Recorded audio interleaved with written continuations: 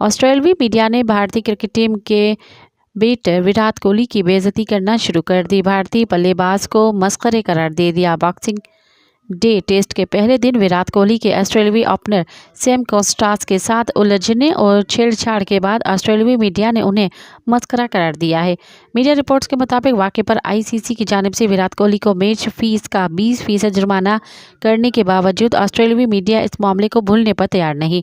विराट कोहली को match fees का 20% जुर्माना गुज़िश्ता रोज़ ही कर दिया गया था। ताहम आज जुम्मे के मकामी अखबारों में भारतीय क्रिकेटर की बेइज्जती कर गई।